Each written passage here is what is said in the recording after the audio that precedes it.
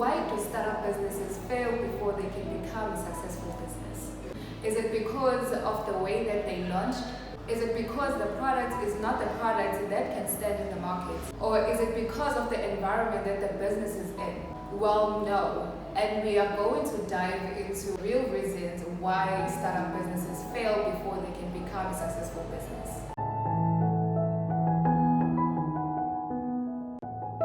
Hi besties, welcome back to the channel. If you're still new, this is a community that can relate to each other, that share ideas, and you are welcome to share where you are on your own journey, because we are all in our own unique journeys as we journey along through life. So, what is the real reason why startups fail before they can become successful? Have you ever thought about the fact that launching too late can have an impact on that? Sometimes we tell ourselves that maybe after one more course, maybe after one more advice, maybe I still need more time, maybe the product is not ready yet. But is that the fact, or is that a part of the reason why our businesses end up not performing as we want them to perform? Well, I get it. Whenever you start a business, you always want everything to be perfect. You always want the product to be the best product in the market. You always want that launching day to be the best day that is going to give you a lot of sales and that is going to give you a lot of success. But sometimes it doesn't need to be perfect, because nothing can ever be perfect. And the only way that you can learn is through launching and then adjusting to the market the way that you have to adjust to the market based on the feedback that you are actually getting from the market and from the people that you made the product for. Because sometimes we make the mistake of thinking that the product that we are making or the service that we are delivering has to suit us and has to suit our own needs. But then when we decide to put it out into the market, it's no longer about us and what we think is best. But it is about the customer and what the customer thinks is best for them. Another thing could be that we don't give ourselves time before we decide on the business. We fall into this trap of shiny object syndrome. Whenever we see someone doing a business and is doing actually well for them, we think we are going to do well on that business as well. But then we didn't evaluate ourselves as to, am I even interested in this? Because this is something that you're going to be doing every day. And this is something that is going to become your life. So we never ask ourselves, am I going to thrive with this product or with this service? The type of the business that you go for has to at least to some extent align with you and align with your own values and your own interests. And in that way, it's only going to feel like a hobby, because it's something that you do with love, that you do with passion, not necessarily meaning that every business that you're going to start is going to be something that you're going to be passionate about, but at least have an interest on what you are doing, because you have to do it every day. Another reason that I want us to look at is that we give up too easily. We quit way too quickly. We look at our businesses as our meal tickets. We look at it as a business that is going to come into our lives, that we are going to start, and then it's just going to give us financial freedom. It's going to pay for our everyday life expenses. But what we fail to do is to look at it in the perspective of the impact that it is going to bring to the people that are going to benefit from it. We start to look at how the business is performing within the first few weeks, within the first few months. And then we think, oh, it's never gonna make it. Not because we believe that it's not gonna make it, but because it doesn't bring the revenue that we wanted to bring yet. So in that way, we never give it a full chance to blossom, to grow into what it can grow into. Then we start to become inconsistent. We stop selling, we stop posting, we stop telling people about our businesses. We become too embarrassed to talk about our businesses because we feel like they are not growing as we want them to grow. So I want us to look at this as raising a baby. Whenever a baby is taking too long to walk, do we give up on them? No, we never give up on them, because we know that they are going to walk eventually. So this is the way that I want us to look at our businesses.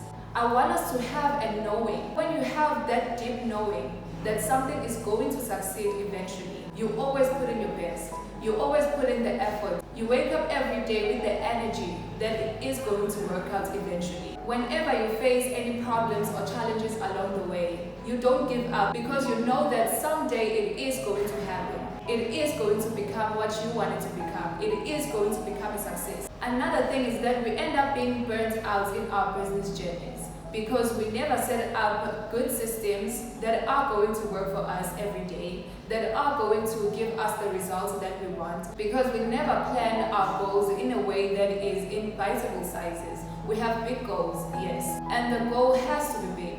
But what we do in our everyday life is not going to be something that is going to bring that goal all at once.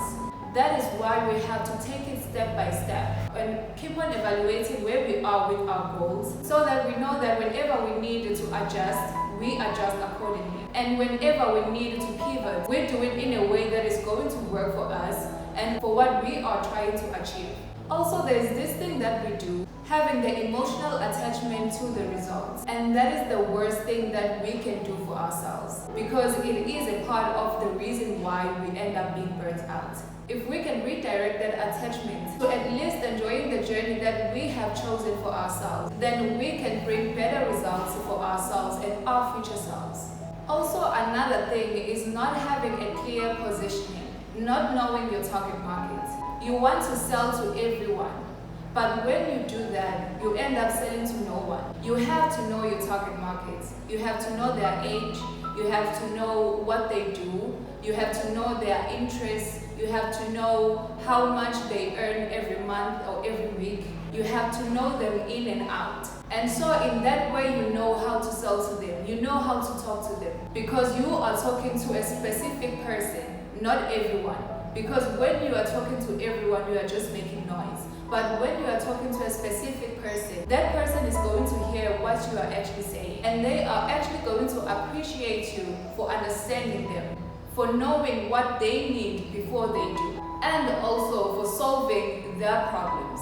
It's not a matter of people don't have money to spend on the things that you are offering them. But if you are not clear on what you offer, then they are not going to trust you enough to spend their money on you. Because another thing is this, people don't just spend their money.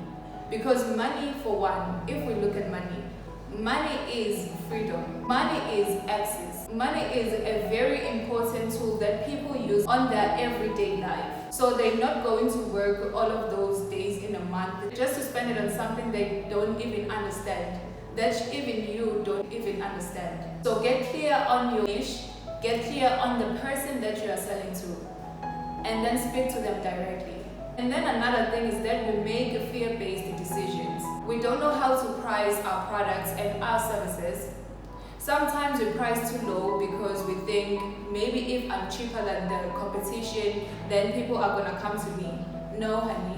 People go to who they trust the most. When you know your value, then you're gonna communicate your value. And then people are gonna appreciate that value and buy from you. People don't buy things because they are cheap.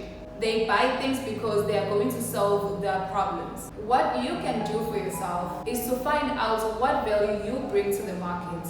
I need you to make a real research, like a deep dive research into the kind of a problem that you want to solve in the market. Make sure that it is a problem that people do care about and would spend their money on the solution for it. Then I need you to stop falling in love with the idea of having a business and actually fall in love with the customer. Next, I need you to stop waiting too long to launch that business. It's never going to be perfect. And when you put it out into the market, you're going to find out that it was never going to be perfect to begin with. Then I need you to stop spending the business money on your personal things.